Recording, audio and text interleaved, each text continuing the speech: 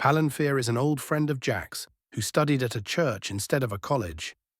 He serves all the war gods equally, working as a sellsword and bounty hunter. He was hired by Perrin's mother to bring Perrin home alive. Watch out, we've got company. 10 creatures incoming from behind us. Kator turns and draws his bow as the others prepare for battle. Malnourished wolves and a dire wolf come out from the tree line, and Kator lowers his weapon to try to grab some dry meat to throw at them. Before he can do so, upright wolfmen emerge behind the wolves, the werewolves point with stone-tipped spears toward Jack, and the wolves charge. Then a lightning bolt crashes down from above and leaves the smaller wolves as nothing more than flaming corpses. A tree catches fire, then another, and one of them falls over and crashes into more trees. "Back off, Smelly!" shouts Nyx with his fingertips still sparking. One of the werewolves looks behind him and barks a message before charging into battle. The dire wolf tackles Jack, whose magical shield flares white, sparing him from broken bones. Thoraxia jumps on the dire wolf's back and bites, trying to protect her master. Elsa punches a werewolf to death with her mug clenched in her mouth as arrows fly out from the forest and hit several of the werewolves. From the direction of the arrows charges a woolly rhino, saddled and being ridden by an elf dressed in all black. It charges toward Jack, and the dire wolf stumbles trying to jump away, getting kicked and partially trampled in the process. Hairy flesh passes over Jack, followed by pink floppy flesh, followed by more hairy flesh. "Do I have to save you again, Sprigid?" shouts the elf. Nick seems transfixed on the underside of the woolly rhino, but retains enough awareness to ask. "Where are all these werewolves coming from?" Kator says, Behind the first batch, didn't you hear the one bark for reinforcements? "I didn't see anything other than the woolly rhino. Dong! Hey, is anything still alive?" Nick shouts loudly, without taking his eyes off the penis, which is longer than Nick's is tall. He hears a howl in the distance and runs off past the tree line. Kator charges after him with silver bolts loaded into his crossbow. "We lost a party member.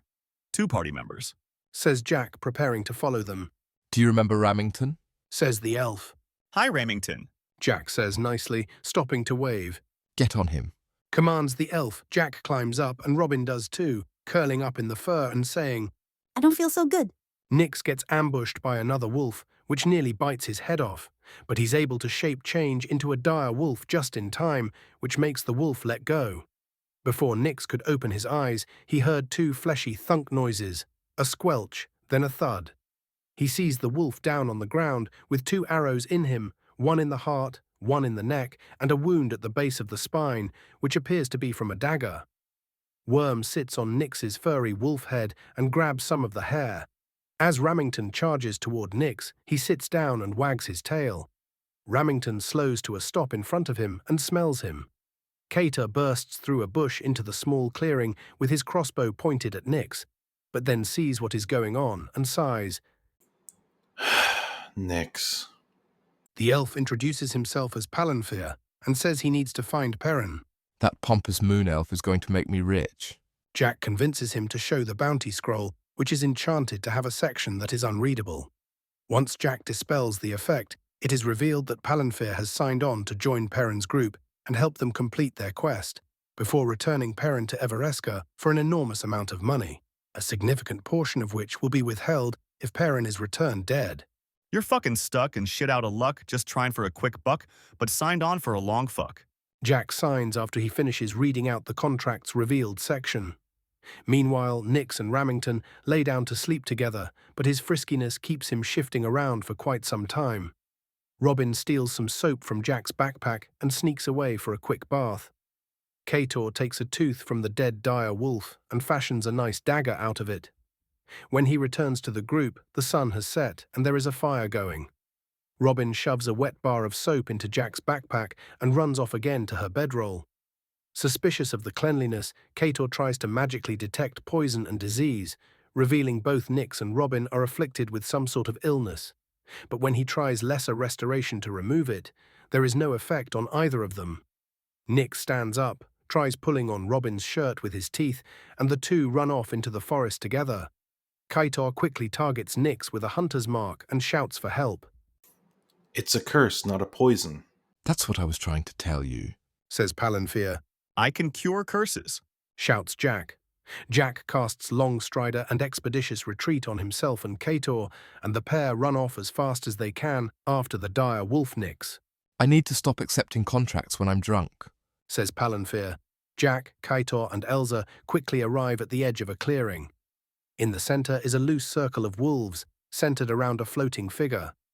Elsa sees a handsome bearded dwarf man. Kator sees a voluptuous elven woman. Jack sees a beautiful human female.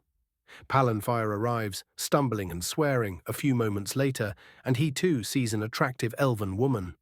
The only constants are that the figure is floating, glowing with moonlight, and completely naked. The pilgrims identify Nix in the crowd of wolves and look for signs of hostility from the creature. Palanfear sneaks around to the other side of the clearing as the wolves begin to glow faintly, then more brightly. When Nix begins to glow as well, the group get nervous and worry their friend could be lost forever. They ready their weapons, and Jack whispers some protective spells 3 times. On the 3rd time, the naked figure looks directly at Jack and points. The circle of wolves, including Nix, all stop and turn to look as well. Mind control. The thought flashes through Kator a fraction of a second before 2 arrows are launched from the opposite side of the clearing, embedding themselves in the figure's back. Kator's own arrows fly, impacting soon after, drawing the attention of the wolves. A tsunami of teeth and fur overwhelm the trio, and Palanfear takes advantage of the opening to run in with dual swords drawn, hacking away at the beautiful being until he chops off its head and is blinded by an explosion of light. The wolves yelp and run away, no longer glowing. Nix changes from a dire wolf into a unicow and nearly crushes Elsa as he falls over. Elsa shoves fistfuls of illicit powder obtained from the satyrs into the cow's nose, immediately making its fur change color like 1,000 tiny chameleons trying to keep pace with a lava lamp. In the aftermath, Jack, Kator, and Palanfear examine the dust left behind from the light explosion. Moon dust, Says Palanfear. It could have been a moon nymph. Says Jack. They are known for having a strong connection to wolves, although I've never heard about them being able to control the wolves like that. That was freaky. Moon nymphs have psychic abilities and are normally non-hostile. Perhaps if we didn't attack first, it would have allowed Nix and Robin to be released from its control. It was controlling members of the group. I don't trust negotiating with things that can control others psychically. Says Palanfear. I saw the wolves respond in unison. Regular wolves don't do that, only mind-controlled ones. I was scared and I tried to defend myself. In hindsight, there probably was a better way. I just don't know if we could communicate with it. Admits Kator. We need a code word. Something to signal to each other that we are going to handle a creature non-violently, without allowing the creature to know we had ever considered violence as an option. Suggests Kator. How about don't shoot? Offers Elsa. I was thinking something more discreet than that. A word that doesn't mean anything. How about Jenga? My safe word is pineapple. Says Palanfear. Code word, bub, not safe word. Says Jack. On the other side of the clearing, the pilgrims notice there is red infection in the canopy, but not at the roots of the trees. Kator figures out that the smoke from burning the red infection elsewhere has traveled and gotten caught here, turning back into fungus. Nix moos repeatedly as Robin throws her voice and howls in different directions. I said moo! Nix shouts angrily as the howls do not return his call. Then Robin makes a dolphin noise come from another direction, and Nix lumbers over and moos in there too. Kator, please control the cow. Asks Palanfear. This was a lot easier when Bjorn was alive. Mourns Kator. Nix reverts to his gnomish self and attempts to commune with the trees of the area to figure out why they grow so big and so close together. The trees cry out in pain. The fungus causes them to grow too quickly. They cannot eat fast enough, so they are dying even as they grow. The trees say that this illness afflicts the beasts as well, and that they charge toward humanoids as a method of suicide to end the pain. Our roots grow deep looking for food. Too deep. They grow into the dark and cold place. It is scary there. It is not safe there. So, are you lot going to help me find your absentee companion or not? I spent 2 weeks in Dula Thenorian trying to find him in the ending of Virginity Party. I got so sticky it was disgusting.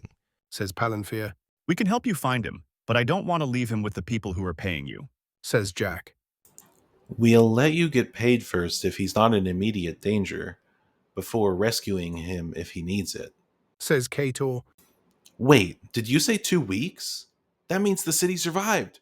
Guys, it didn't burn down. Those pillars of smoke we saw as we fled the city were not the beginning of its destruction. shouts Kator, Well, that makes at least one city we didn't destroy along our journey. says Jack, Hey, Bjorn single-handedly saved Rotidido from the pirate fleet. It survived, only slightly burned and pillaged. responded Kator. After the group spend a few more minutes futilely trying to find Robin, they head to sleep. Robin sneaks through the camp and takes Kator's bag of holding, noticing it was already open when she got there. She escapes back to the outskirts of the camp and hangs a hammock before resting. Her rest is cut short, however, by a crushing pain engulfing her whole body. A large snake has her gripped tightly and is unhinging its jaw to swallow her head first. Unable to release herself from the grip, she rolls and falls out of the hammock, taking the snake with her. This draws the attention of Kator and Palantir, who were already cooking breakfast. They slay the snake, and Robin admits that she wanted to stay away because, I have cool werewolf powers now, and I didn't want you guys to take them away. what would Bjorn do? Kator thinks, then says, Do you think you can control it? And you'll only use it in emergencies. Okay, we won't try to remove the curse, but I am going to tell the rest of the group about your new powers. While gathering up the hammock, no one sees any bag of holding. Upon returning to the campfire, Kator notices his bag of holding is missing. Then Jack wakes up and they try to figure out where his bag of holding went. I gave it to Perrin in the city for shopping because it had all the party gold in there. Then we fled the city. Then we were hiking. And I guess I never got it back. We were in the forest for 2 weeks. How could you forget something so important? Says Kator, Sorry. It's okay. I'm more upset that I lost my bag, including all our maps and paper. Kator uses a small knife to crack off a piece of bark and etches a crude redrawing of the world map that had been given to him by the Elven Guard and marked by the friendly Ent with the entrances to the Underdark. The pilgrims find raccoon tracks leading away in all directions, leading up into the trees. They decide to leave their stuff behind and continue on toward the tower.